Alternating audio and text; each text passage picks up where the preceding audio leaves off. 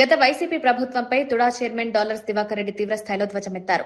Tirupati press club లో media సమావేశంలో మాట్లాడుతూ గత వైసీపీ రాక్షస పాలనలో డీఎస్సీ ఇస్తామని చెప్పి అప్పటి ముఖ్యమంత్రి జగన్ మాట తప్పారని ఆరోపించారు.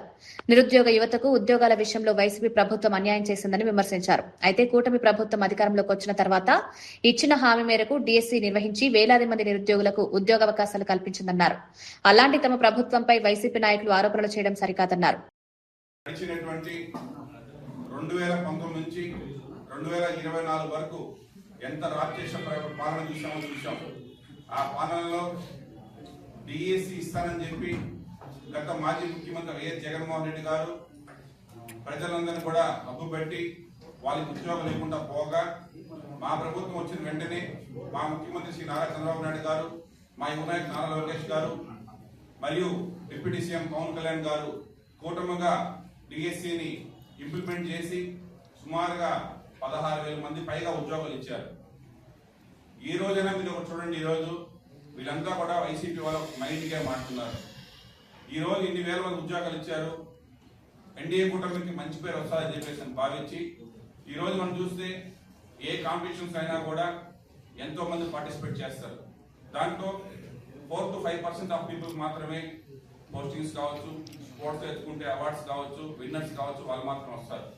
కానీ ఈరోజు సుమారుగా 5 లక్షల మంది అప్లికేషన్లు వేస్తే 3 లక్షల మంది పైగా ఎగ్జామ్ రాశారు. దాంట్లో మనకు 16,000 మంది పైగా క్వాలిఫై జాబ్స్ ఇస్తే మిగతా వాళ్ళందరినీ కూడా ఎవరైతే బోర్డర్ లో వాళ్ళు మిస్ అయింటారో వాళ్ళందరినీ మైండ్ మార్చాలని చెప్పేసి ఆ ఓట్ బ్యాంక్ అంతా కూడా క్యాష్ చేసుకోవాలని చెప్పి ఈ 16,000 మందికి వీళ్ళకి మంచి పేరు వచ్చింది. మిగతా వాళ్ళందరూ కూడా మనం ఏదో ఒకటి రాంగ్ పబ్లిసిటీ చేసి డిఎస్సీ పైన అక్రమాలు జరిగాయని చెప్తే ఆ నేరాలు ఎవరైతే మార్కులు కొంతమంది పొందుకుంటూ ఉంటారో దానివల్ల వాళ్ళకి జాబ్ రాదో వాళ్ళందరినీ కూడా వైసీపీ పక్క ట్రాప్ చేసి వాళ్ళందరూ కూడా వైసీపీ పక్క మంచుకోవాలని చూస్తున్నారు. కానీ ప్రజలందరూ తెలుసు, ఈ రోజు మనం చూస్తున్నాం 1 మిల్లీ సెకండ్ లోనే ఎన్నో రన్నింగ్ రేస్ లో కూడా మన అవార్డ్స్ మిస్ అవుతాం. ఒక సింగిల్ రన్ లోనే ఎన్నో వరల్డ్ కప్ కూడా మిస్ అయినాయి.